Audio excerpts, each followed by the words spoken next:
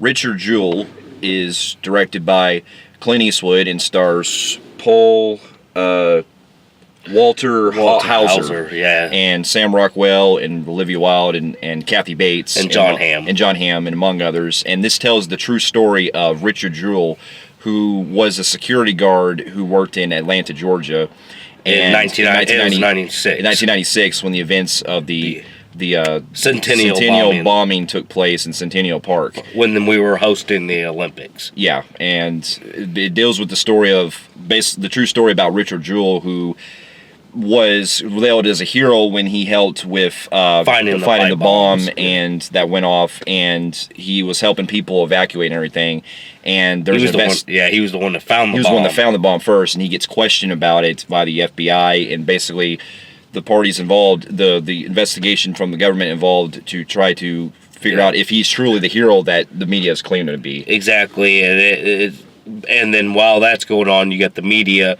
Basically, it comes down to this: the media and the FBI start profiling Richard Jewell and framing him as the bomber. Yeah. For everybody that is above 20, 30-something years old knows the story. Yeah. I remember it. Yeah. But now here's a little backstory. Now, this is another film directed by Clint Eastwood that, as over the years, we've expressed in some of our other reviews of The Mule and 1517 to Paris that I've always admired Clint Eastwood as a director and as an actor, and I've always been open to see on certain movies that he's done over the years that he's directed with, mainly the movies that are biographical films.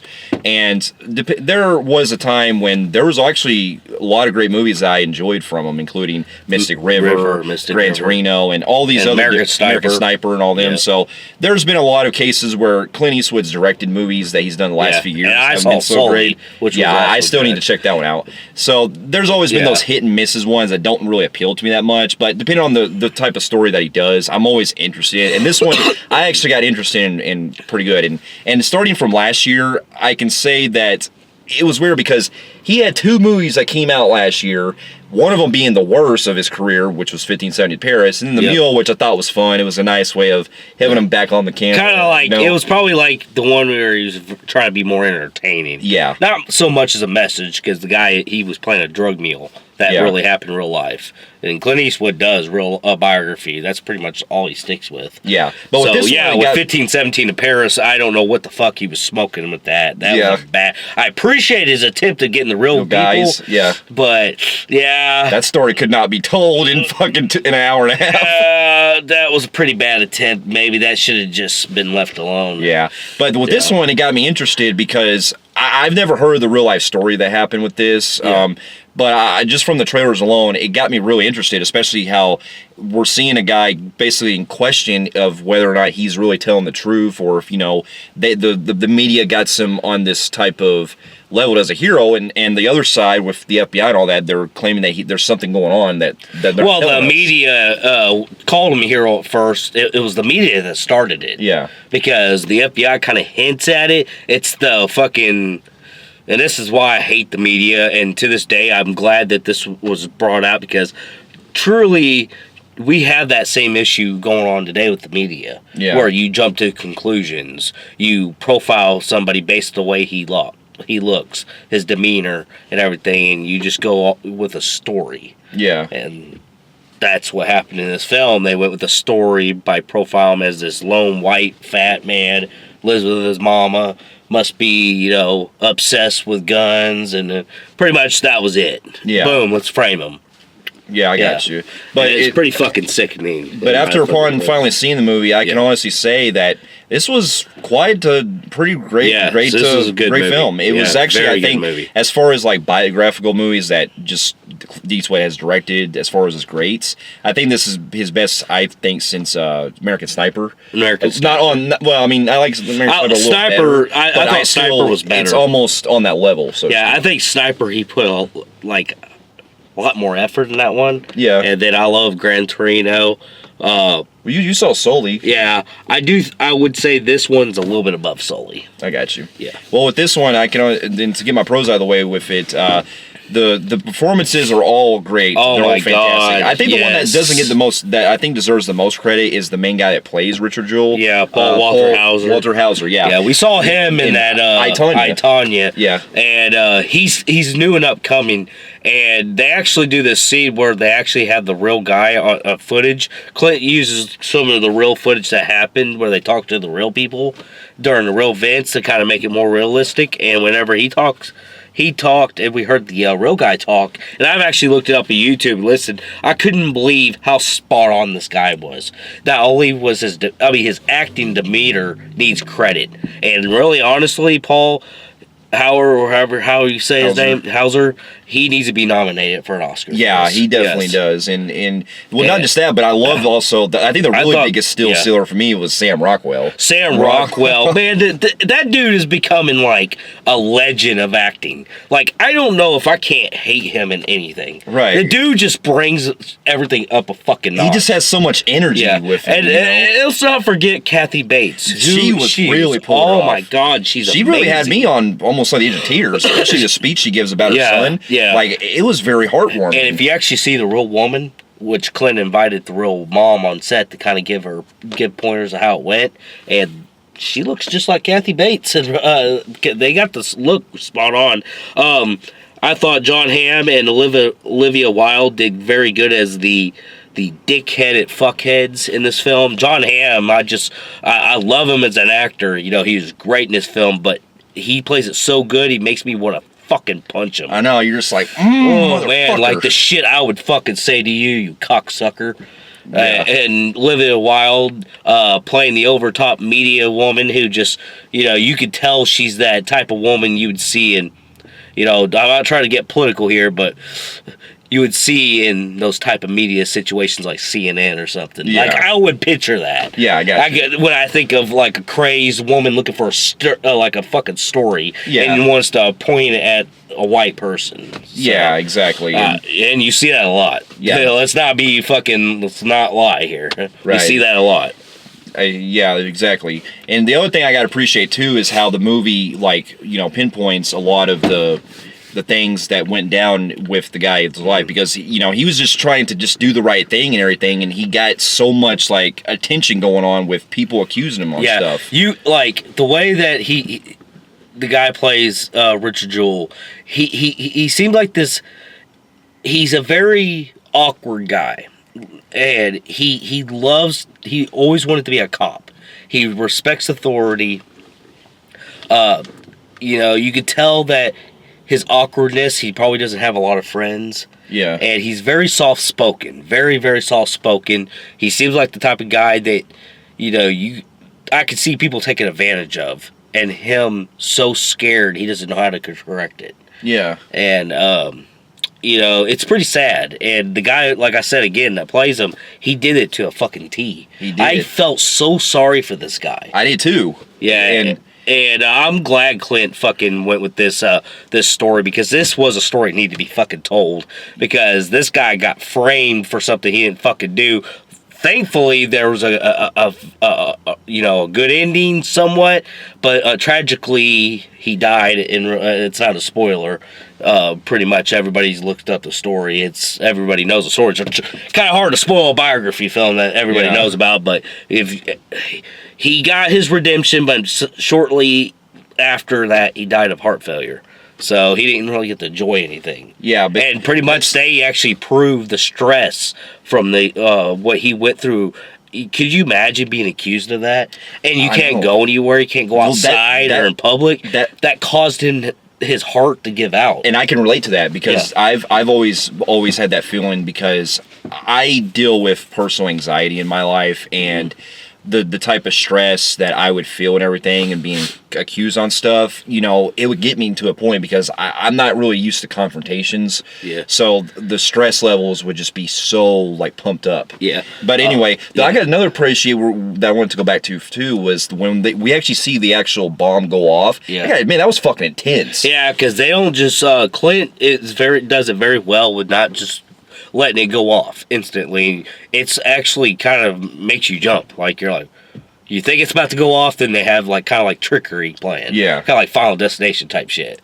and like somebody bumps into it, it falls over. Yeah, like it reminds me on the same like, level whoa. with like Patriots Day. Yeah, Patriots where Day? they're just where you're just hearing things, you're seeing things.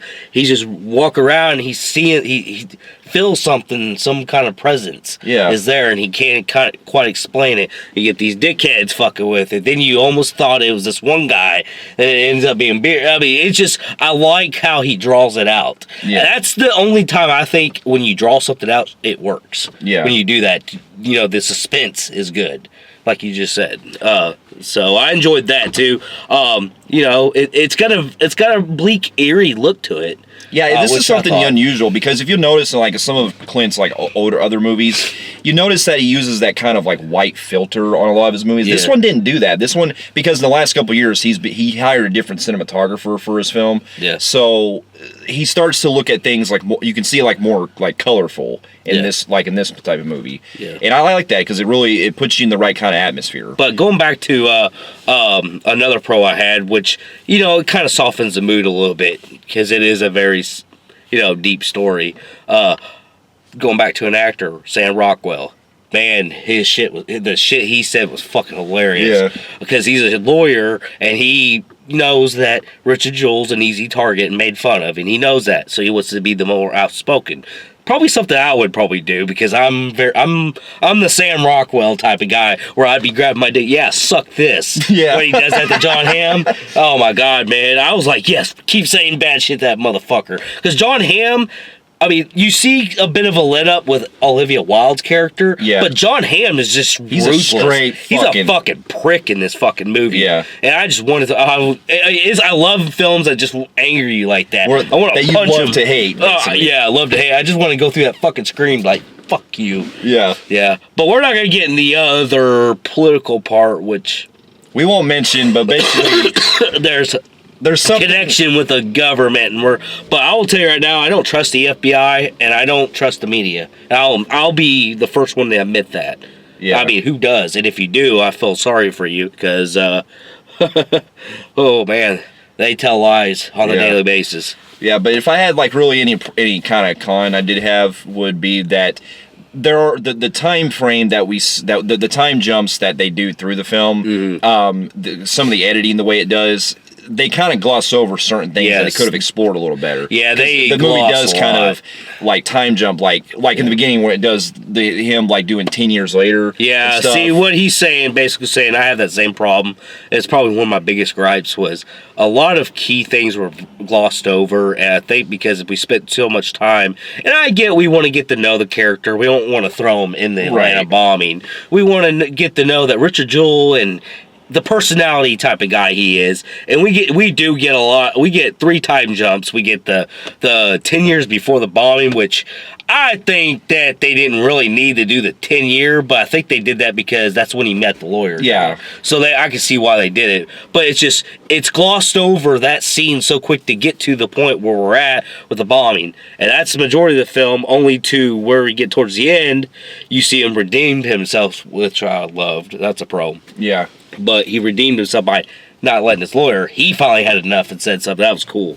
But then we get another jump when we get to, like, where's he at now? It was like another 10 years. Yeah. And up until, sadly, his passing in real life, which he died of a heart failure. But anyways, the glossing over kind of... I thought that with Clint and what he's done with American Sniper and certain films like that, he didn't give that epic respect. Well, I'm not saying he didn't give this respect because, I mean, he's giving it respect because he wanted this project. I'm just saying, he didn't really give us a more epic thing where we could have seen things like, explain more where he won the lawsuit because he did sue after when they finally revealed they decided to come out and say, I'm sorry. All that stuff. It was, whatever, we were wrong. It's told in text that they found the guy when it was in bigger scale in real life, where they caught the real guy who did it. Yeah, that's something I do think that they could have done a little more too. Yeah. Maybe give us a little more detail on that, because it's just kind of like sidelined. It said, and I would, like Richard Jewell apparently does get to meet the guy who fucked his life up. He wanted it. He wanted to confront him. and it's pretty much it just abruptly ends. And usually Clint's really good about paying respect to the faces of the people, and he had the mom on set, which I'm surprised he didn't actually have a glimpse scene of her. Yeah, it would have been cool to at least show like a picture of her or something. Like, yeah, he usually does shit at the end like that. Yeah. I mean, American Sniper is probably one of the best he's ever done that when it comes to that epic, sad, oh my God. Because I remember when people walked out of the theater, it was just so silent. Yeah. Of, oh my God. Like, it was starstruck. Exactly. This one didn't do that, but I will say that I hope this guy gets nominated for an Oscar. I do too. I loved him. I thought he was great. That and you know, even though she probably won't, because the competition might be, you know, is up there with the awards. It would be nice to see Kathy Bates also nominated for Best Supporting Actress. Yeah, she had me damn near almost fucking in tears just based off of that one scene. Yeah, and I feel sorry for her, you know, and she loses her boy because her boy died. They confirmed died from the stress of the shit he went through. Yeah, and really. Honestly, I mean, and just like Richard Jewell says in one scene in this film, he goes, accusing me of something, and you know I'm innocent. He goes, what does that tell the world when they find a if they're in a similar situation and they see it? They're gonna go, oh, I don't want to say those people because I'll just end up like Richard Jewell. Yeah, that's true. Exactly. Has good messages. But other than that, yeah, I enjoyed it. I did, like I said, there was the way that he focused on certain scenes that really just thought it was more dragged out on certain parts and all that. I will say that, unfortunately, this won't make my top 10. I wish it would. It was still great no matter what. So with that being said, I'm giving this film a really, really high, compelling grade on the Film Phreeks meter. Fair enough. I guess I love the movie as well, and it probably won't make my list or anything, but I had a little bit more like merits with it on certain some of the storytelling and the way the movie kind of really got me. So with that, I'm gonna give the movie a low phenomenal grade on the Film Phreeks meter. So for those of you who have also seen Richard Jewell, let us know in the comments below what you thought about it. And if you like what you see here, you can feel free to like and subscribe to our channel. And check out some other reviews here and our website at filmphreeks.com. And we'll be seeing you in our next review. We'll see you later. Later.